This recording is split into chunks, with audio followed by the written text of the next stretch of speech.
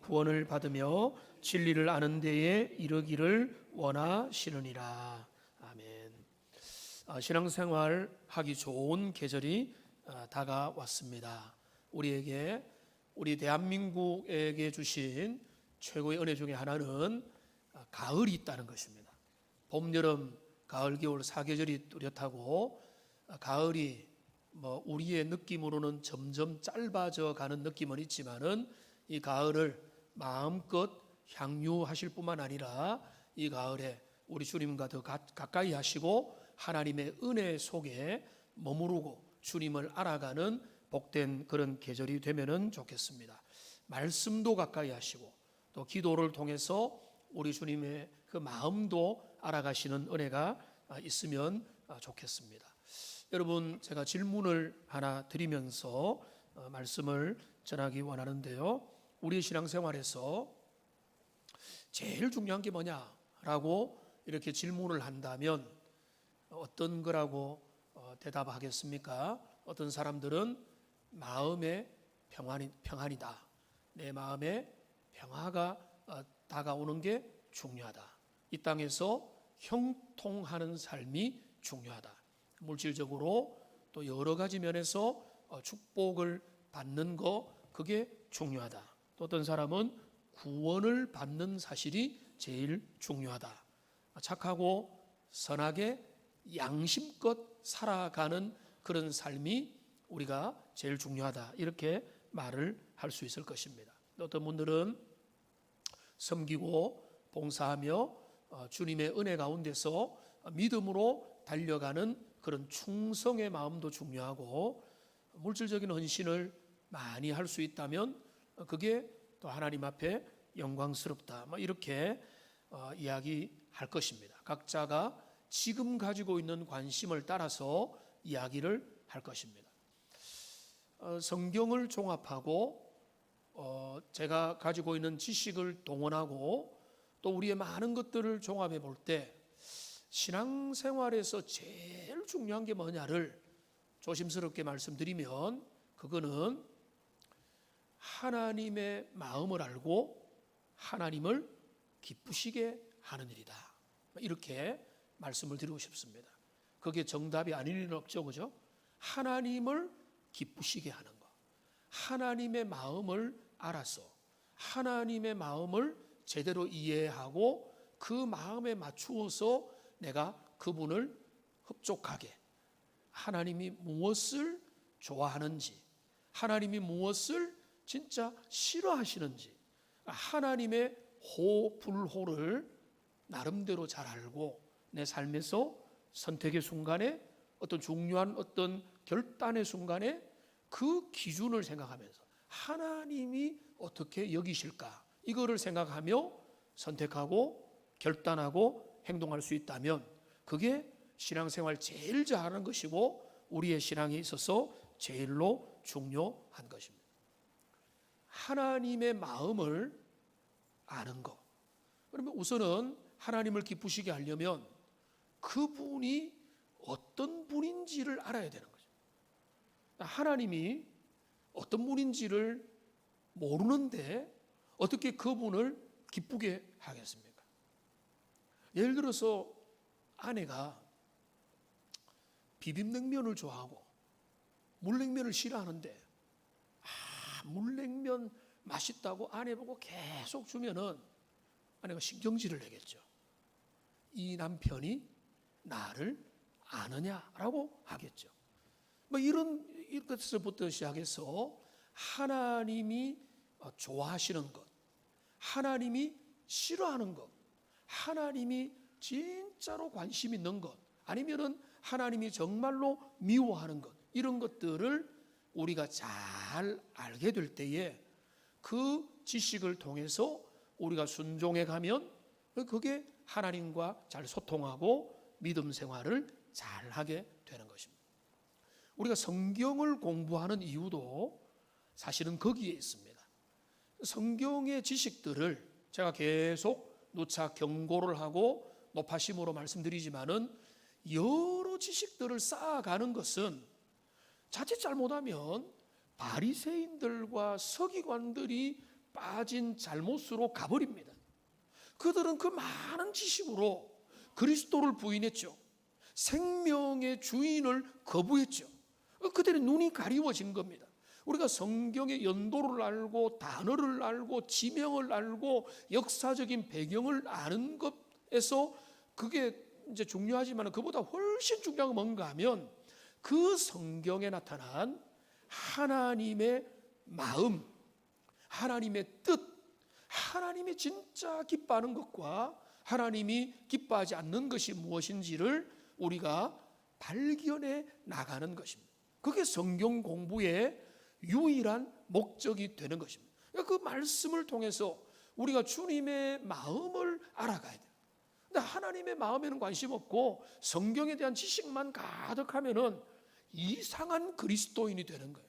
그러니까 결국은 하나님의 마음을 기쁘게 하지 못하는 것입니다. 우리가 성경 66권을 이제 배워 나갈 때 설교를 듣고 또 여러분이 성경 공부를 하고 여러 보조 책들을 읽어가고 말씀의 구절들을 개인적으로 공부하는 거 다 좋습니다.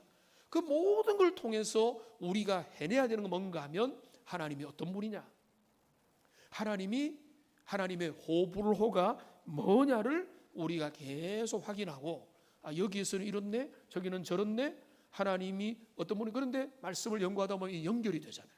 그리고 이게 하나님은 표변하시는 분이 아니다, 이랬다 저랬다 하는 분이 아니시구나. 하나님은 동일하시고 하나님은 신실하시고 하나님의 기준은 이런 면에서는 명확하구나. 성경에 대한 지식들을 통해서 하나님에 대한 이해가 높아지면 어느 순간부터는 주변의 환경이 흔들리지 않나. 왜? 하나님을 믿는 자로서 하나님의 기준에 내가 맞췄냐? 나의 마음은 주님의 기준에 가 있느냐? 이런 거에만 관심을 가지지 나머지 것들에 대해서는 별로 요동하지 않는 그런 사람이 되는 것입니다. 그러면 목사님, 성경을 통해서 하나님을 알아가고 하나님의 뜻을 배워가는 거, 그건 알겠는데 성경에 보면 그것만 나오는 게 아니라 여러 악당들과 여러 믿음의 사람들과 여러 사건과 전쟁과 기근과 이야기들과 여러 스토리들이 나오는데 그러면 그거는 중요하지 않습니까? 라고 여러분이 묻는다면 여러분 똑같습니다. 하나님께서 당신의 뜻을 알려주고 내 뜻은 이것이다 저것이다라고 알려주는 건 있지만은 사람들과 사건과 스토리들을 통해서 우리 주님이 들려주고자 하는 것들도 똑같아요. 하나님이 뭐라고 판단하시는가? 하나님이 그 사람의 행동에 대해서 뭐라고 심판을 내리시고 뭐라고 손을 들어주시는가? 이거를 우리가 봐야 되는 거예요. 성경을 백날 봐도 이 공자왈 맹자왈 탈무드 이야기하는 것처럼 이게 이렇다 저게 저렇다, 이 사건은 이랬지 저 사건은 저랬지, 이게 중요한 게 아니고 그 모든 사건을 통해서 하나님의 기준을 발견하고 주님의 그 마음을 발견하는 거죠. 사울의 그 행적들을 보면서 사울은 하나님의 눈밖에 났구나, 반대로 다윗은 하나님이 기뻐하시는구나, 이런 기준들을 확인하고 발견하고 그 원리들을 축적해 가면서 그러면 우리가 알게 되는 거죠. 하나님이 무엇을 기뻐하시고 하나님이 무엇을 싫어하느냐, 그런 것들을 우리가 발견하게 되는 것입니다. 그러니까 여러분, 이 가을에 성경을 다시 펴십시오. 성경을 정독하시고 성경을 통독하시고 말씀을 나름대로 읽어가시되, 그러나 그 말씀의 이면에 담겨져 있는 하나님의 마음, 하나님의 뜻을 모른 척하고 문자 그대로를 자꾸 읽는 데만 집중하면은요, 거기에서 여러분 더 발전해 나가지를 못하는 것.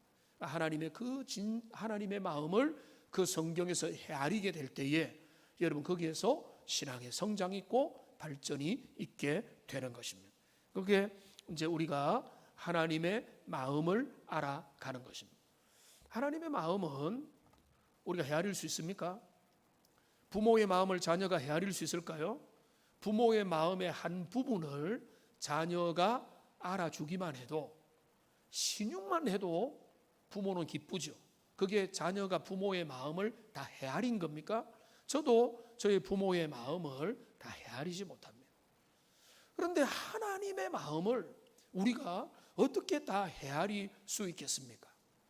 그렇기 때문에 우리는 하나님의 마음을 온전히 다 알지 못하는데, 그런데 감사하고 중요한 것은 뭔가 하면 하나님께서 당신의 마음들을 우리에게 알려주신다는, 하나님이 알려주시는 것은 그거를 통해서 하나님이 이런 분이구나, 주님의 마음은 이런 것이구나 라는 것을 우리가 알고 배울 수 있는 것입니다.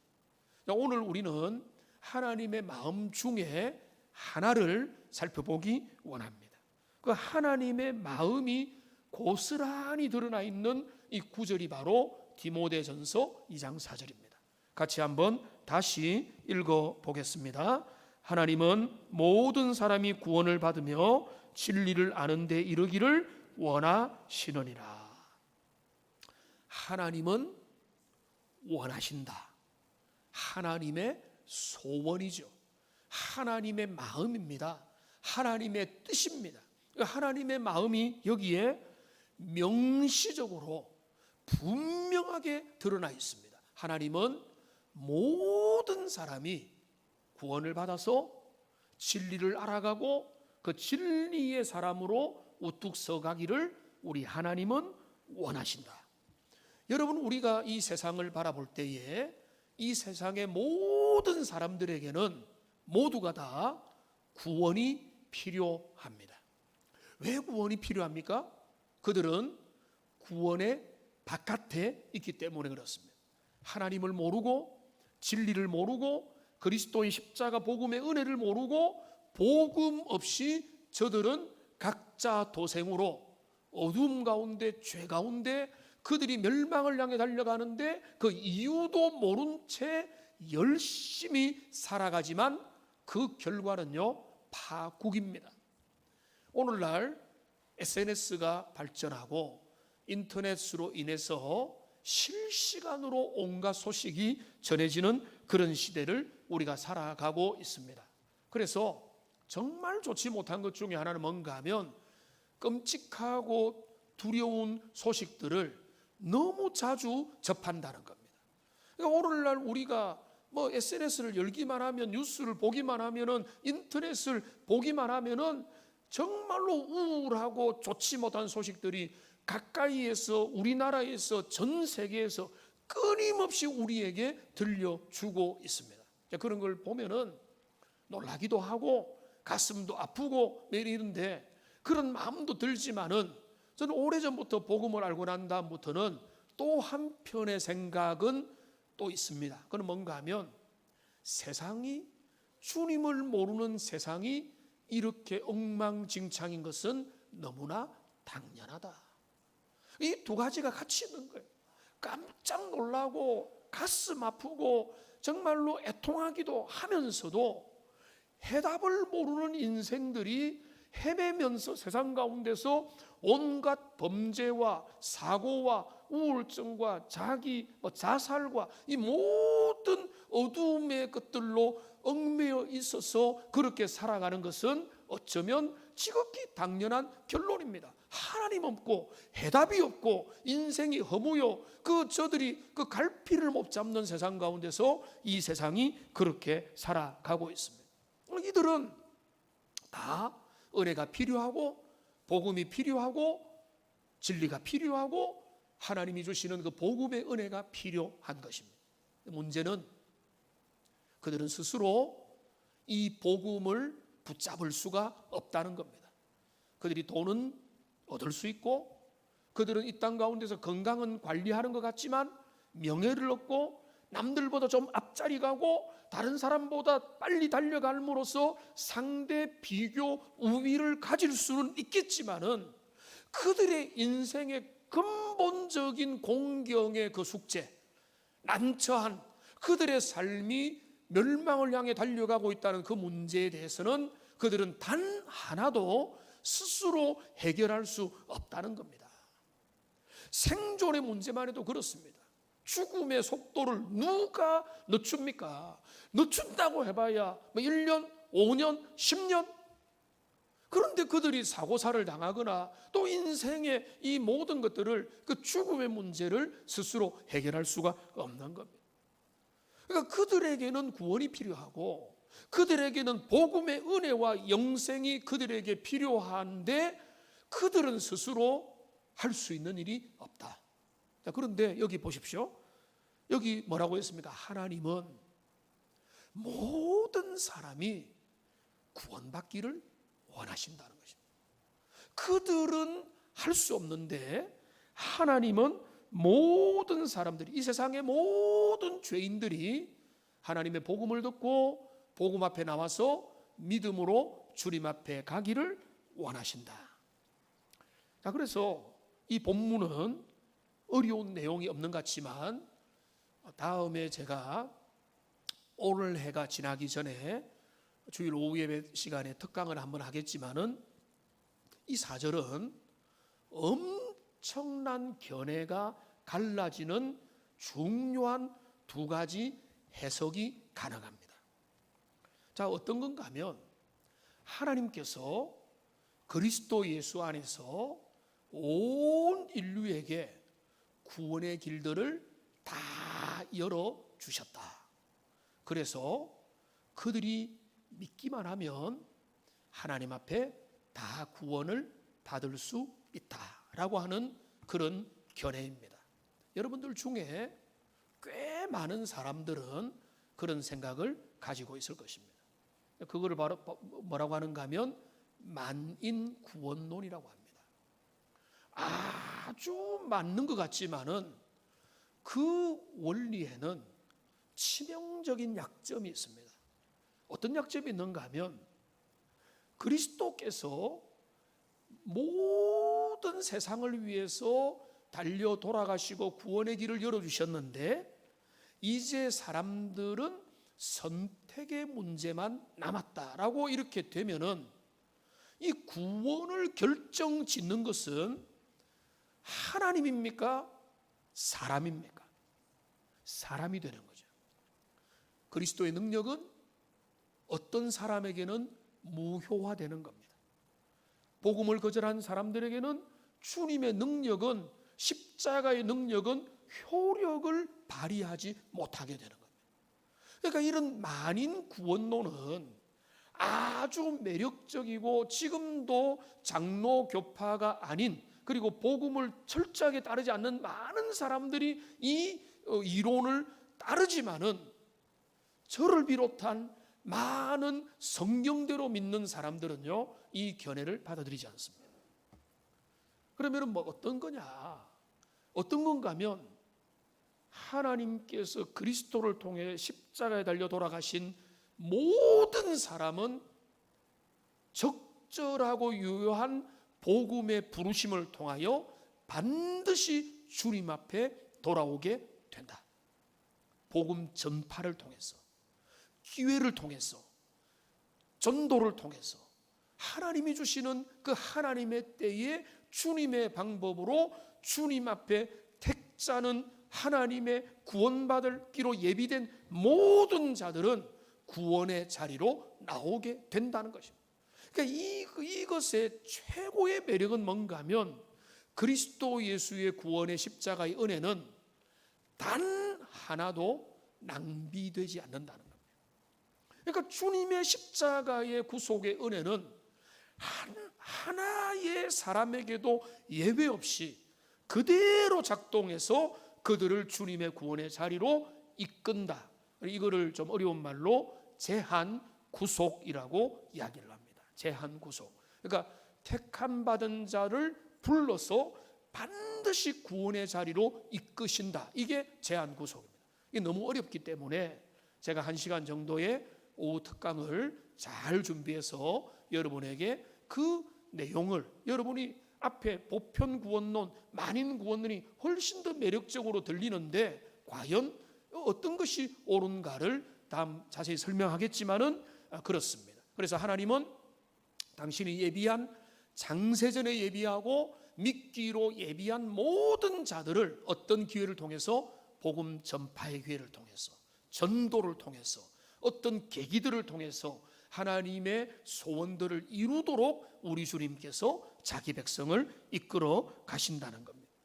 그러니까 하나님의 소원은 뭔가 하면, 하나님의 소원은 사람들이 구원의 자리에 이르기를 원하는데, 자, 그러면 다시 처음으로 돌아가서 우리의 신앙의 관심이 하나님을 기쁘시게 하는 일이라면 어떻게 하면은 하나님의 마음을 시원하게 드리는가? 특별히 하나님의 소원을 이루어 드리는 일이 뭔가라고 한다고 할 때, 그 하나님의 소원을 위해서 우리는 세상에 나가서 복음을 전해야 되는 거예요.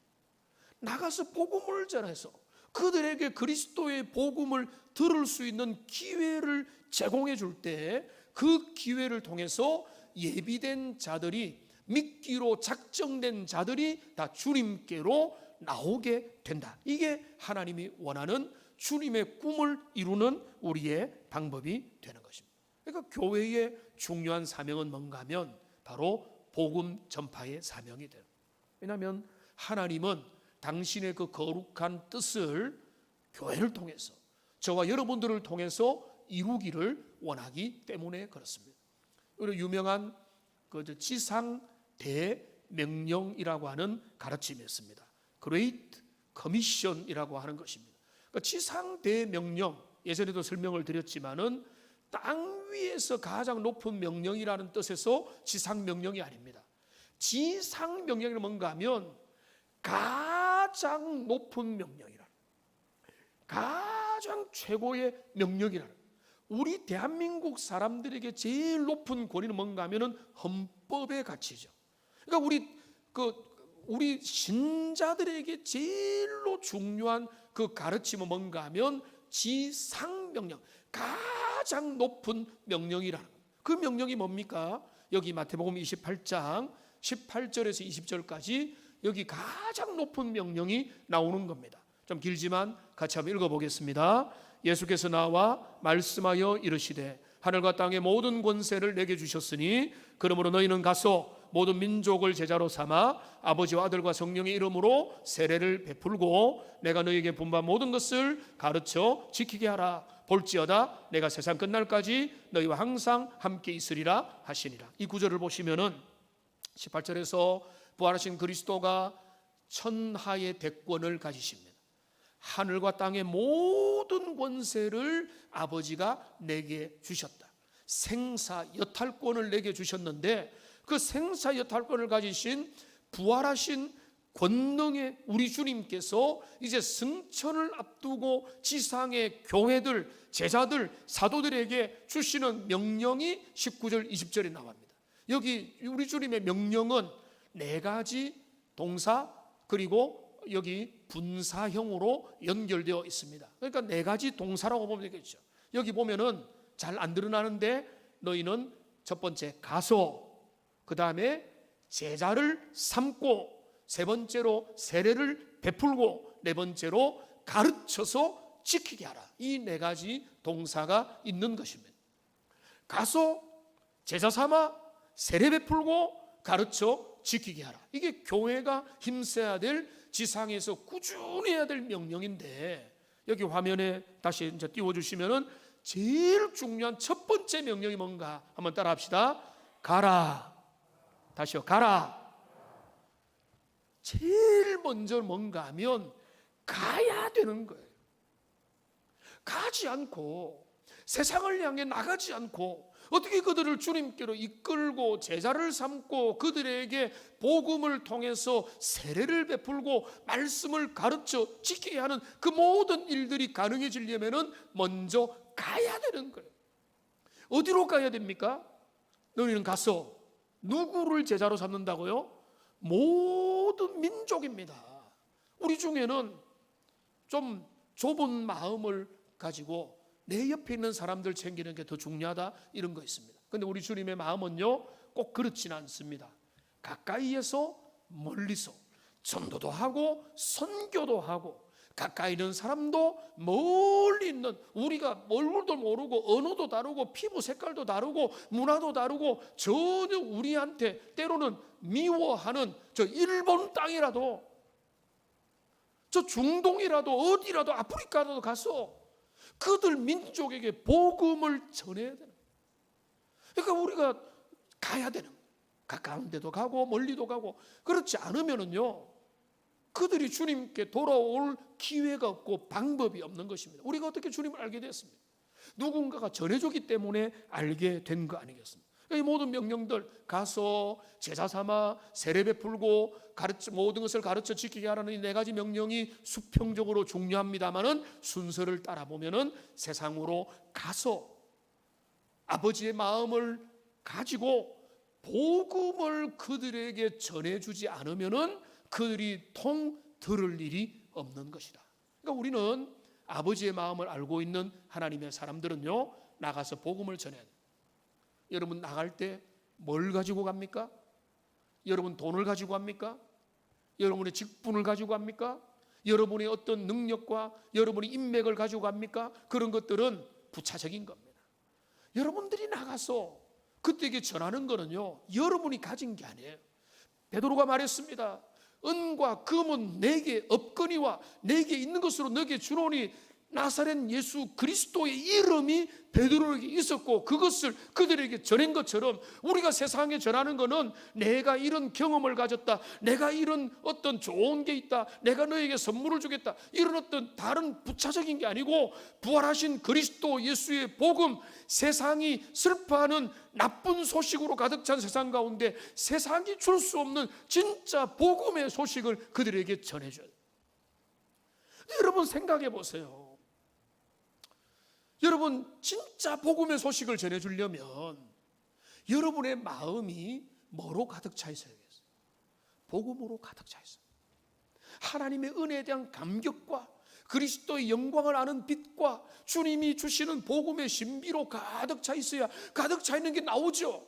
손에 돈이 가득 차 있으면 마음에 가득 차 있으면 입으로 돈만 나옵니다. 내 마음에 가득 찬 게 입으로 나오게 돼 있어요. 내가 예를 들어 좋은 식당에 가서 맛있는 음식을 먹고 나서 가성비도 괜찮고 위치도 괜찮고 매력이 있다 하면은 제가 어떻게 하겠습니까? 아내와 자녀들에게, 주변의 동료들에게 자랑하고 같이 가자, 거기 진짜 좋다 하고 데려가지 않겠습니까? 근데 여러분이 세상에 나가서 내가 억지로 교회 다니고 뭐 설교는 지겹고 내가 교회 다녀봤지만 뭐 좋은 거 뭔지 모르겠다, 이런데 그들 보고 교회 가볼래? 그럼 그들이 뭘 하겠습니까? 왜 가야 되지? 라고 말하지 않겠습니다. 내게 좋은 것을 전해주는 거잖아요. 내게 좋지 않은데 뭘 전해주겠습니까? 그러니까 우리는 하나님의 마음을 기쁘게 해드리는 것은 세상에 나가서 그들을 주님께로 이끄는 것인데, 그 이끌기 전에 우리에게 뭔가 하면 우리에게 밝은 빛이, 복음의 은혜와 영광이 우리에게 비춰져야 되는 것입니다. 하나님의 마음은 오늘 본문에 나타났는데요, 모든 사람이 복음을 듣고 그 복음 앞에 반응해서 믿음으로 나오는 거, 우리 주님이 그걸 기뻐하시는 겁니다. 그걸 알 수 있는 또 하나의 증거가 있어요. 복음서를 보면 우리 주님은요, 잔치를 자주 여세요. 여러분 잔치를 열면 요즘에는 신방도요, 이사 신방을 한다 뭘 한다 하면은 밖에서 먹습니다. 제가 농담 반 진담 반으로 우리 아내가 집밥을 좋아하거든요. 근데 집밥을 집에서 잘 안 먹고 집밥을 잘하는 식당에 가서 집밥을 먹습니다. 요즘에 시대가 그래 됐습니다. 저는 충분히 이해도 되고, 신방을 하면은 성도님들이 집에서 모셔야 되는데, 근데 여러 가지 편리 때문에 밖에서 깔끔하게 하는 것도 얼마든지 가능할 수 있는 거죠. 근데 잔치를 벌이면 수고할 게 많잖아요. 음식도 준비하고 막 청소도 해야 되고 뭐도 장만해도 이런저런 일들이 많으니까 성경에 보면은, 그런데 우리 하나님 아버지는 천국 잔치를 자주 벌이시는 거예요. 잔치를 벌이시고 초청을 하는 겁니다. 사람들을 데려와라. 때로는 종들이 갔다가 거절당하거든요. 왜냐하면 사람들이 무관심해요. 그들이 여러분 전도 나가면 사람들이 환영을 하고 잘됐다 오는 분들도 있어요. 마음에 기다렸다는 듯이 오는 분도 있지만은, 그들은 주로 세상 가운데 사는 사람들은 바쁘다 핑계대고 소를 샀기 때문에 테스트 해봐야 된다고 신혼에 바쁘고 돈 벌다고 바쁘고 뭐 한다고 바쁘고 세상 재미에 바쁘다라고 하면서 온갖 핑계를 대기 때문에 전도에 거부감들이 많이 있습니다. 그런데 또 코로나가 지나면서 전도의 문이 많이 닫혔습니다. 사실 코로나19 지나면서 통계 조사를 보면은요, 깜짝 놀랄 정도로 세상 사람들이 기독교에 대한 신뢰 지수가 팍 낮아졌어요. 우리 동훈교회는 주변에 민폐가 되지 않기 위해서 최선을 다했다고 저는 확신하는데, 그리고 교회 주변에서 교회를 욕하는 사람들은 저는 별로 거의 없다고 봐요. 그러나 한국교회 전체로 볼 때는 신천지나 여러 것들을 통해서 코로나를 지나면서 교회가 이기적이다.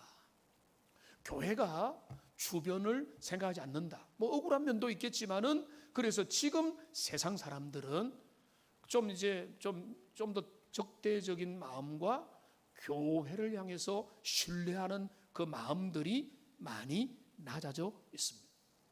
여러분, 그렇다고 해서 우리가 그들에게 복음을 전하지 않아야 됩니까? 우리가 그들에게 그들의 그 마음문이 닫혀 있다고 해서 우리가 주님이 원하는 그 일들을 하지 않아야 될 것은 아닌 것입니다. 그렇기 때문에 저는 오히려 조심스럽게 여러분에게 초청을 하는 것은, 이번 11월 가을에 이제는 코로나19를 지나고 전도 주의를 새롭게 하려고 합니다. 이거는 그냥 어떤 행사 이런 것보다는 우리가 정말로 잘 준비해서 기도로 준비하고 하나님의 마음을 세상에 전하는 기회가 되면 좋겠다. 그러면서 2주를 연속해서 하려고 합니다. 여러분 잘 들으십시오. 먼저 우리 11월 세 번째 주일은 추수감사주일이에요. 추수감사주일은 우리가 어떤 걸 하려고 하면은, 동웅의 모든 성도들은 그날은 아프지도 말고 죽지도 말고 모든 우리 교인들은 다 올 수 있는 날이 되면 좋겠어요. 그 추수감사주일.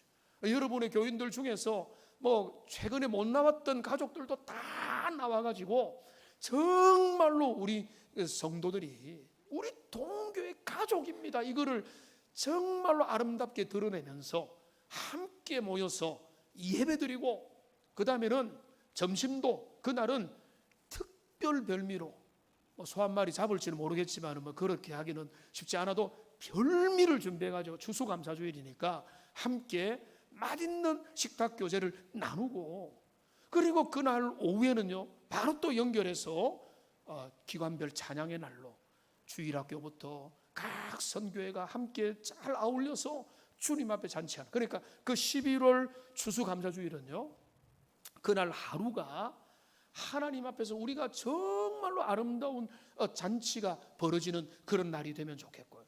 그리고 그 바로 다음 주일은, 그날은, 그러니까 그 추수감사주일은 우리의 전 성도 교인이 온 가족 출석주일로 지키자, 이런 마음으로 함께 오는 것이고, 그 다음 주일은 여러분의 이웃들, 여러분 친구들, 여러분 주변에 있는 복음을 듣기를 원하는 그분들을 주님 앞에 초청하는데, 한번 생각해 보세요. 세상 사람들 교회에 대해서 의심을 하고 뭐 반기독교적인 사상도 있고 있는 상황에서 여러분들이 그들에게 본도 안 되고 이기적으로 보이고 여러분들이 아주 밉상으로 보이는데, 교회 가자면은 속으로 너 나가라 하지 않겠습니까? 네가 가는 교회는 나는 가기 싫다 하지 않겠습니까? 그러니까 여러분 지금부터 몇 달 동안에 평소에도 잘해 왔겠지만은, 여러분들이 정말로 전도에 대상자리 있다면은 그들에게 감동을 줘야 돼. 그리고 그들이 어떤 마음이 들어야 되는가 하면은, 저 친구가, 저 선배가, 저 후배가, 저 사람이 믿는 하나님을 나도 알고 싶다. 자, 그렇게 하려면은 여러분들 그들 앞에서 이기적으로 행동하면 안 되겠죠. 그들 앞에서 사랑을 베풀고, 평소에도 잘해야 되겠지만은 그들을 위해서 기도하고 영혼을 위해서 품고 주님 앞에서 귀하게 다리 놓기를 하고, 그리고 정말로 기도하는 마음으로 그들에게 초청할 때 겨우 그들이 응답할 겁니다. 내가 너를 사랑하기 때문에, 내가 너와 의리가 있기 때문에 교회 가준다. 이게 좋은 거예요. 나쁜 게 아닙니다. 너의 안면을 봐서 내가 너의 초청을 응해줄게. 이게 뭔가 하면 그와 내가 관계가 생겼다는 거예요. 그 사람의 청을 함부로 거절하지 않을 정도로 관계가 됐다는 거예요. 그런 관계가 없는데 왜 여러분의 부탁을 들어주겠습니까? 그러니까 여러분, 우리가 복음을 진짜로 잘 전하려면 여러분 몇 달 동안에, 그리고 일평생 동안에, 다음 주에도 제가 그런 설교하겠지만은 소금과 빛의 그 사명을 잘 감당해야 되고, 여러분 깨어서 기도해서 다른 복잡한 것보다는 지난주에 말씀드린 대로 주님 안에 거하면 돼요. 그리스도 안에 거하고 주님의 말씀이 내 안에 거해서 성령 충만한 상태가 되면은요, 그 빛을 보고 야, 저분이 믿는 하나님을 나도 알고 싶다. 그래서 성경이 뭐가 나옵니까? 저들의 모습을 보고 사람들이 하나님께 영광을 돌려드렸다.